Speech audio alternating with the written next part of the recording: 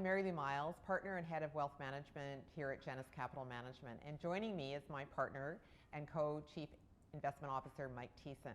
The purpose of these videos is to recap the key events over the past quarter and why they matter to investors and in particular Genus clients. Our goal is to provide you with insights that will help you not only understand what's happening in the markets and the economy, but how they're impacting you personally.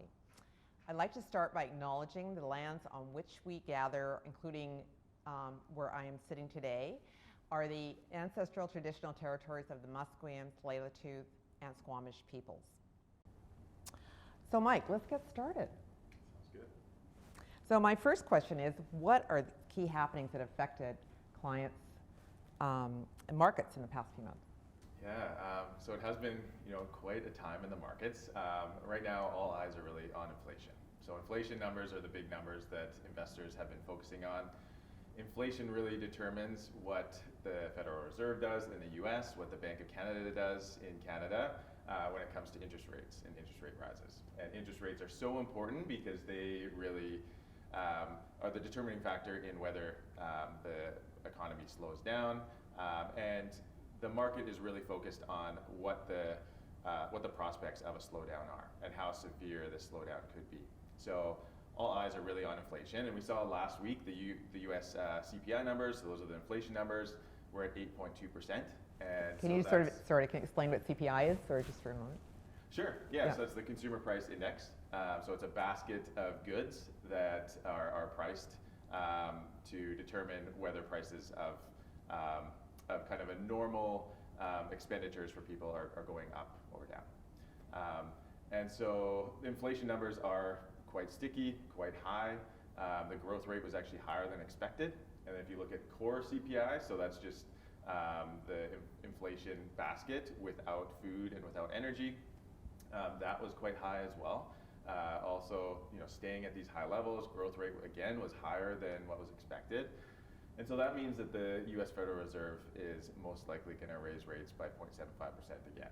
And so that's quite an aggressive monetary policy, monetary tightening. And that means that in the future there's more likely to be a slowdown in the economy, very less likely to be kind of this kind of easy landing of the economy. Other things that are going on in the world right now, of course, are Russia and Ukraine and the conflict going on there. It's continuing, even though the markets seem to kind of ignore what's really going on. In many ways, we're seeing things ramp up. Biden's been talking about increasing risk of nuclear warfare. We've had tweets of preemptive nuclear strikes, encouragement of those. And so there's a lot of uncertainties there. So we're really keeping our eye on what's going on there and making sure that we're making adjustments based on what we're seeing, even though the market doesn't seem to be reacting a lot to those situations.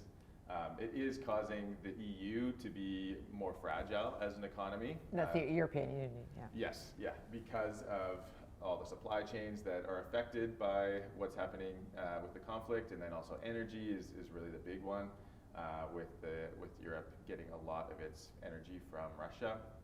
And then on top of that, in the UK, we had a near catastrophe in the last couple of weeks where the new Prime Minister launched a mini budget, or proposed a mini budget, which was really a stimulus bill, and that stimulus bill would have counteracted a lot of what the Bank of England has been doing for a long time now, trying to tighten the monetary policy, bring down inflation, and that really made economists and investors really lose confidence in the UK and the UK economy and the leadership there. So you saw the pound really plummet, and then also the UK bonds really plummet as well. And that almost set off a catastrophe with a lot of UK pensions that had some derivatives that were based on interest rates that were linked to these UK bonds. But luckily, the Bank of England stepped in and started buying bonds and propped things up to avoid the situation. So, seems like a perfect storm. Yeah. So second question, so given all of this volatility and what's happening out there, what have we been doing in clients' portfolios? Yeah, so we've been becoming more conservative, trying to be defensive with portfolios. So we've been moving more out of equities, moving more into cash, also increasing our fixed income positions. So Just last week, we bought more Canadian government bonds. We also bought more global bonds in the portfolio, and that capital is coming from equities. Within our equity portfolios, we are also becoming more conservative. So we have been lowering our exposure to economic sensitive names and sectors, and moving more into consumer staples, healthcare, which tend to do quite well even in downturns. We have been buying more financials as well, because financials tend to do quite well when interest rates rise. So we've been increasing financials. On the underweight side, we're quite underweight real estate. Real estate usually doesn't do very well when interest rates rise, just because it's hard to get financing for real estate if you're a real estate investment trust or for individuals. So we've been underweight real estate. And then when it comes to geographies, as I said, Europe is looking quite weak and fragile, so we've been staying out of Europe for now, or not completely staying out of Europe, but staying underweight Europe, and then overweight the US, and then about neutral for Canada. Wow, so lots to digest there. And final question is, given that, going forward, what are we looking at? What is the plan from the investment team? Yeah, so we plan to stay defensive. So these interest rate rises, they typically don't affect the economy right off the bat. They affect the economy months on down the line. So we've had some aggressive interest rate rises in the past, which are just starting to affect us now, but we're going to have more interest rate rises in the future, which are going to really affect the economy in the next year or two. So we don't have a very positive outlook, to be honest, when we're thinking of the economy. And so we're being quite conservative in our portfolios.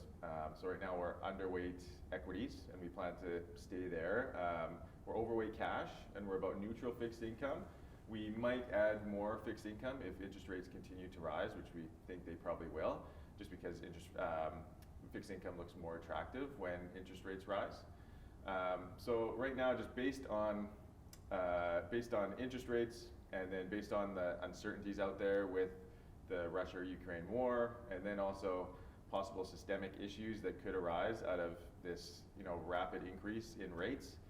We could see other areas that could potentially break because of these big increases, especially when our whole financial system has been used to, near zero interest rates for a long time, and now we're getting much higher interest rates.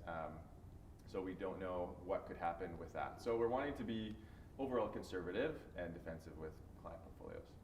Thanks, Mike. Sounds like we're focused on capital preservation I think that's a takeaway for me today. So really appreciate your time to talk to us, and thank you all for watching.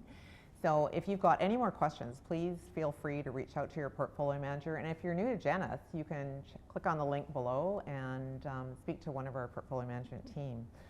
So enjoy the rest of your day.